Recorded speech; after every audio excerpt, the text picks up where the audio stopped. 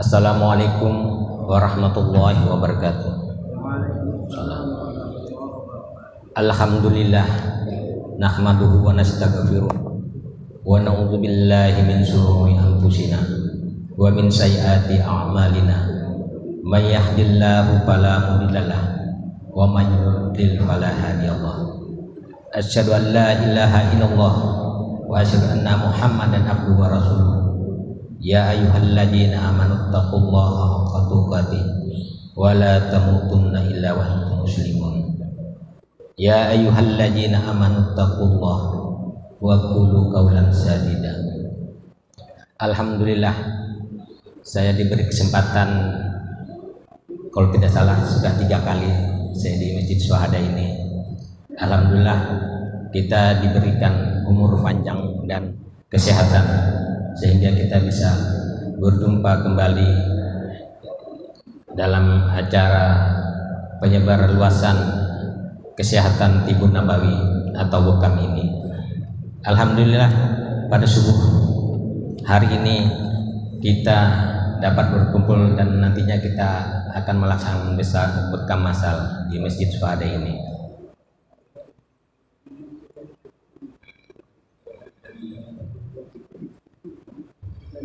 Besar ya, tulisannya kecil ya. Ya, besar tulisannya. Udah besar tulisannya ya. Besar ini ya, gimana? Kecil betul. Ada yang enggak? Ini loh. Ya, kecil sekali. Ada. Ya. Agama Islam merupakan agama yang sempurna ya, termasuk juga dalam hal pengobatan.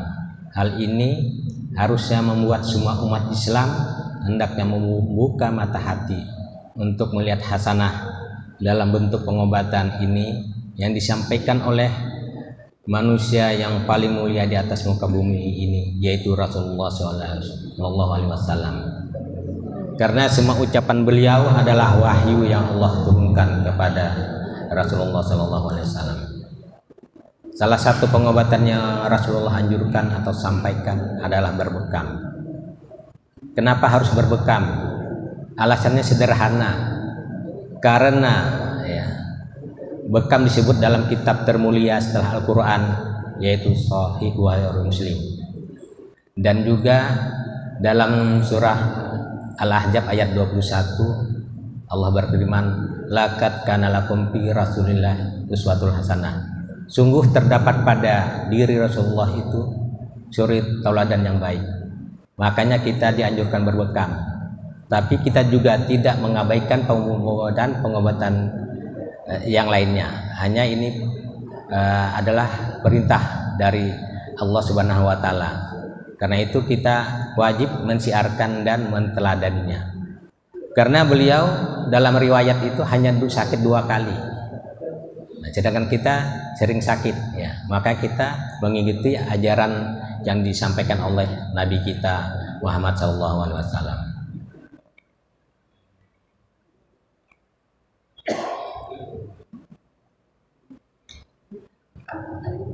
Ini adalah kita semua mengetahui ya, tokoh-tokoh kedokteran Islam yang terkemuka, yaitu Ibnu Sina.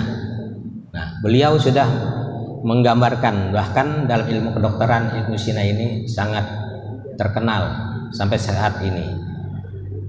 Nah, ada tokoh kedokteran Islam terkemuka adalah Al-Jahrawi. Yang ketiga adalah Ar-Razi. Ya, Ar-Razi.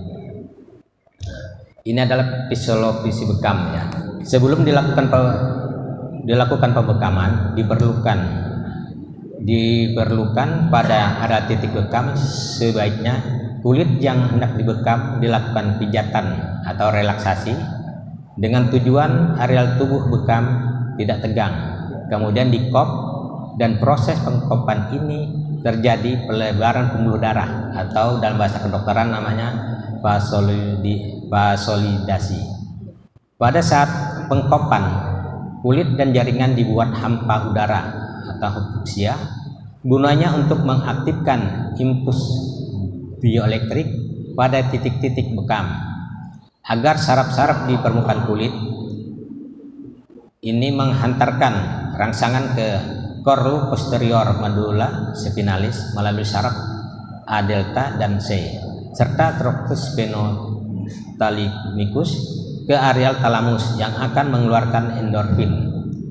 Thalamus meneruskan regangan ke ginjal sehingga ginjal mengeluarkan hormon erythropoietin. Lalu ginjal meneruskan ke sumsum tulang belakang untuk segera memproduksi sel darah baru. Jadi bekam ini adalah darah yang keluar adalah darah yang tidak baik saja. Beda dengan luka ya. Beda dengan donor. Kalau donor itu memang darah yang baik. Karena donor untuk memberikan kepada orang-orang yang memerlukan. Kalau bekam tidak. Hanya saja bekam itu untuk mengeluarkan sel darah yang tidak baik dan yang mengandung toksin atau racun dalam tubuh. Inilah Ustadz kita ya, atau yang pendiri bekam, dan Ustadz Fathahillah SE MBA, pendiri dan ketua umum PBI, dulunya ABI, sekarang berubah menjadi PBI. Yang kedua, beliau inilah terpilih menjadi ketua PBI atau ABI dari pertama sampai sekarang hingga sekarang adalah Dr. Jadul Akbar. Beliau adalah tokoh ya, tokoh untuk yang memberikan contoh kepada umat Islam di Indonesia untuk melanjutkan atau syiar bekam. Beliau ini pernah dokter di Pertamina Balikpapan. Nah, ini buktinya kalau di Malaysia itu ada namanya rumah sakit bekam, hospital bekam pertama di Malaysia. Jadi kita masih ketinggalan. Kalau di Malaysia sudah berdiri namanya rumah sakit bekam. Inilah salah satu tokoh kita, almarhum Arifin Ilham. Nah, ini yang di samping saya ini adalah Profesor Dr. Sagiran yang punya rumah sakit Muhammadiyah di Yogyakarta. Yang di samping saya ini, yang di tengah, inilah Dr. Jadul Akbar. Beliau S3 mengenai pengobatan tibun nabawi. Yang satu ini adalah dokter dari Malaysia.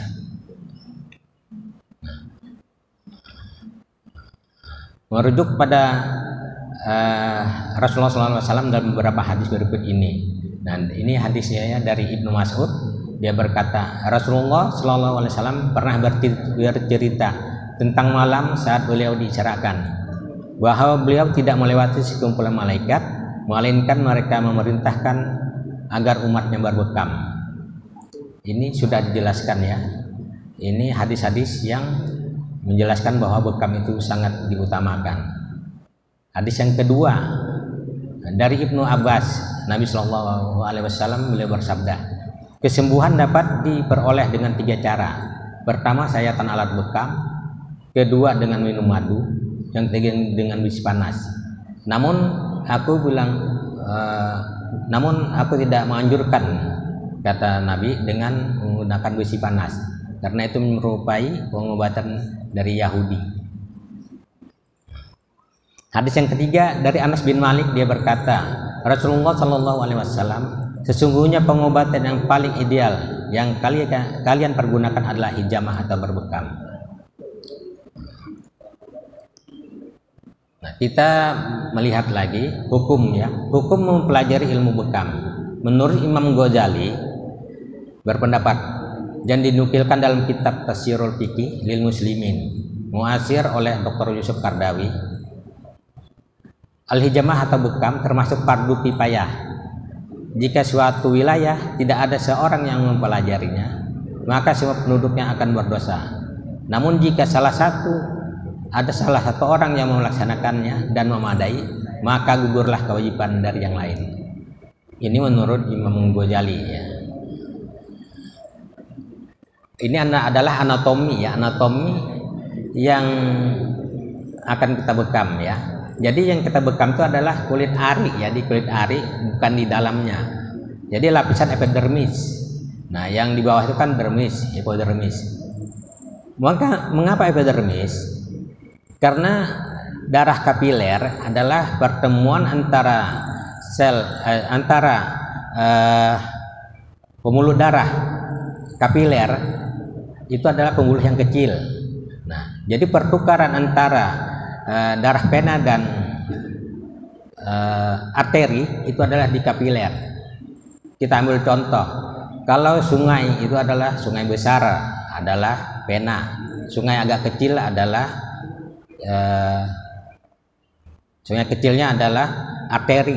Nah, pertukaran atau pertemuan itu dinamakan kapiler. Jadi yang tersumbat itu adalah di kapiler. Makanya untuk menghilangkan sumbatan, makanya perlu dibekam. Nah, ini umum mugis ya. Umum mugis ini adalah titik-titik bekam. Nah, jadi umum mugis ini dalam suatu penelitian itu dapat menyembuhkan 100 penyakit dia. Ada epilepsi, ada pusing, ada vertigo, ada migrain, darah tinggi dan lain-lain.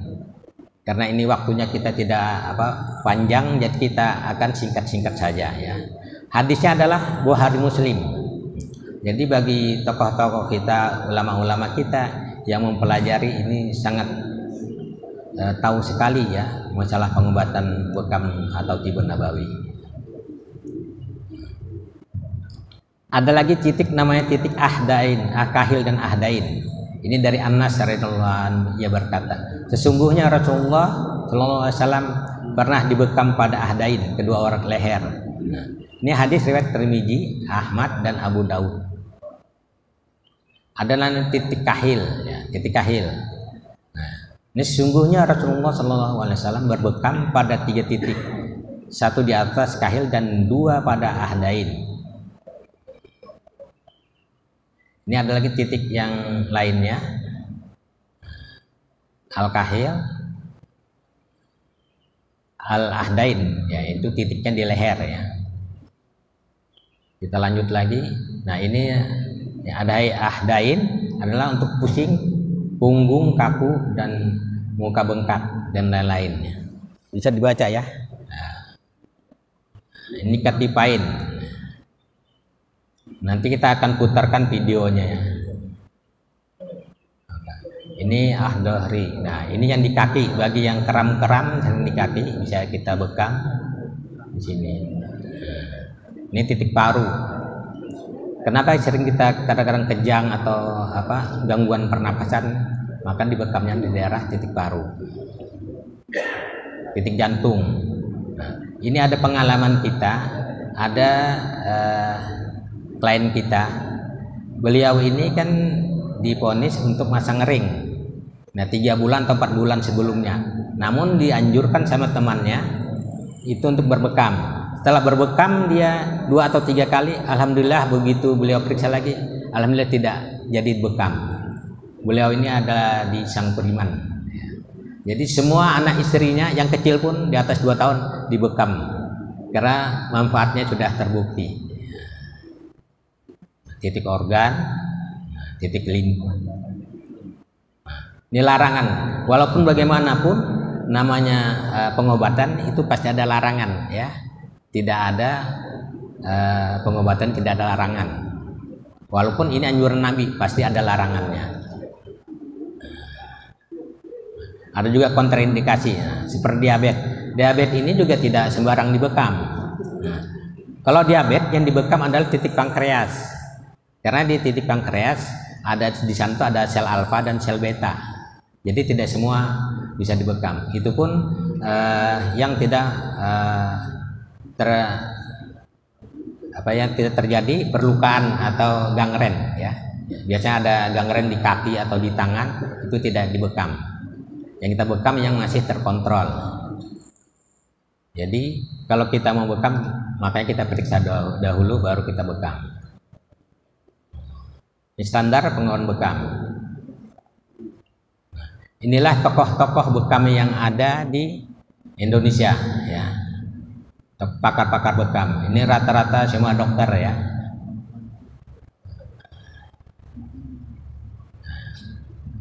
Kita lanjut lagi, kita putarkan videonya ya.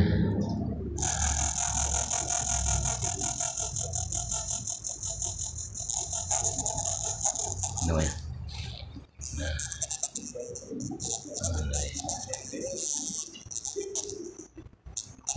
Mana jelas ya?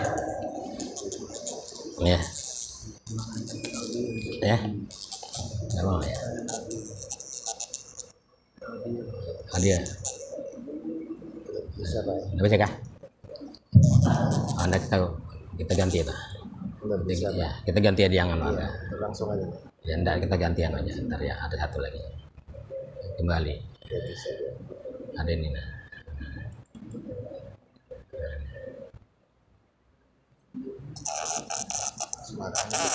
Oh iya ya. Oke, suaranya enggak ada. Ya, oke. Nah. Oke. Ini penelitian bekam ya. Penelitian bekam di luar negeri ya. Ini Profesor Dr. Faiz Hakim. Ini adalah spesialis bedah onkologi.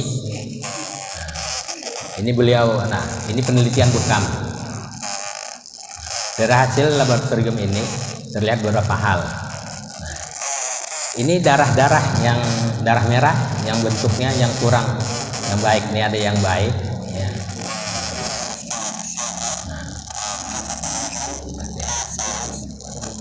Nah,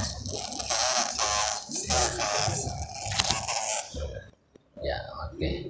Nah, ini contoh yang di anak panah itu darah yang kurang baik. Nah, darah kurang baik, nah, itu akan dikeluarkan melalui bekam. Karena darah itu beredar ya, beredar. Nah, begitu di kop, darah yang baik itu dia lari. Nah, lari. Nah, darah yang tidak baik itu mandek dia. Stop di kopan itu. Makanya yang dikeluarkan itu darah tidak baik. Ini penelitiannya. Nah, ini dokter yang mengadakan penelitian bedah ya. Nah, ini Amerika Serikat. Amerika aja juga mengakui. Kebetulan waktu kami pertemuan di Jakarta itu ada perwakilan dari Amerika. Nah, beliau itu meneliti masalah bekam. Jadi tidak saja Indonesia, luar negeri pun sudah ikut berbekam. Ini adalah tokoh-tokoh peneliti ya. Ini dari Damaskus, Syria. Nanti kita ambil singkat-singkat saja Pak ya. Nah, ini peredaran darah. Jadi darah kita berputar. Di mana ada yang tidak terlewati, itu akan rasa nyeri, sekitar punggung, nyeri di kepala, sakit kepala. Itu kalau dari ilmu kedokteran Islam, Tibun Nabawi, itu tidak dikasih obat dia, hanya dikeluarkan. Dan dikeluarkan berarti tidak ada sumbatan, berarti dia hilang nyerinya. Ini adalah jantung kita ya. Nah, ini darah dari ventricle sinistra ke aorta ascendens, arcus aorta descendens diputar secara otomatis, dia kembali nanti di atrium dextrum.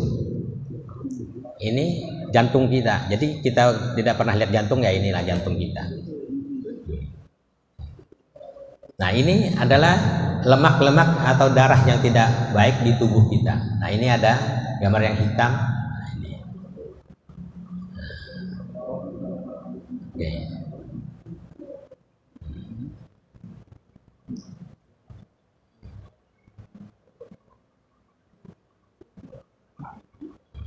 Ini sel darah baiknya ya.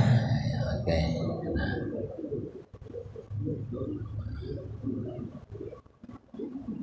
Nah, ini sel-sel ya. Nah, ini yang membawa CO2. Jadi darah kita ini membawa CO2, membawa O2, membawa cari makanan dan mengeluarkan CO2 melewati darah ya. Jadi CO2 itu akan dikeluarkan. Nah, ini adalah tulang belakang. Tulang belakang itu membuat sel darah merah itu tulang belakang. Nah, ini sel darah ya. Oke. Kita lanjut biar cepat. Nah, ini bukti dalam penelitian. Ini darah kita beredar ya, beredar. Nah, sehingga ini yang berbahaya itu ada menyumbat. Nah, kalau menyumbat di pembuluh darah besar atau pembuluh darah jantung, makanya kita dianjurkan pasang ring atau bypass. Itulah yang dihindari supaya kita tidak terlanjur pasang ring.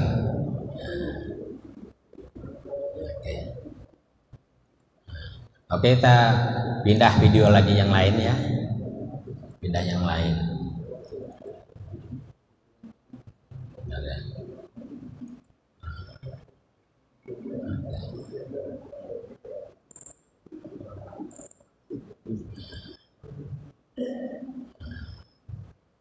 Ini obat-obat yang kita minum, bahan-bahan kimianya.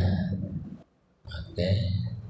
Nah, ini Ibu Nabawi Budiasari. Ini terkenal ya, beliau ini peneliti. Nah, ini bekam zaman dahulu ya.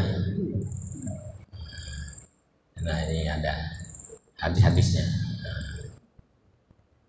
Mengapa kita dianjurkan minum madu? Karena madu ini sangat bermanfaat. Oke. Muhammad Iqbal. Kita ganti lagi yang lain. Ini tokoh-tokoh ya. Ini tokohnya. Oke, tokoh bekam. Oke. Nah, ini perlu diketahui Pak. Ini yang dokter tadi, profesor tadi ya. Ini beliau ini yang mengoperasi ada orang kena teluh atau santet yang 72 paku, namanya seri ya. Ini beliau ini yang mengoperasi. Nah, walaupun bagaimana, kalau kita tidak yakin, tidak percaya, beliau inilah yang mengoperasi. Ada yang kena teluh ya, kena santet gitu. Ini buktinya ya. Nah, ini jadi paku itu benar-benar ada di dalam tubuh, di kaki seorang ibu ini. Ini ronsennya. Nah, ini pakunya. Oke. Kita kembali lagi.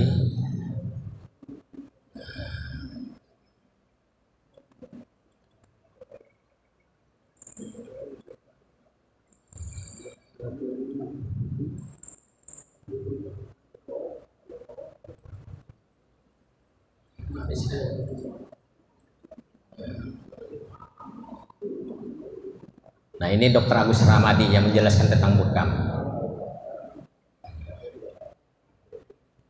Ya. Mungkin cukup sekian ya, kita akhiri karena kita mau pendaftaran sehingga bekam ini dapat kita laksanakan baik. Mohon maaf karena ini suaranya tidak jelas, jadi seandainya ada kekurangan saya mohon maaf. Saya akhiri wabillahi taufiq wal hidayah. Wassalamualaikum warahmatullahi wabarakatuh.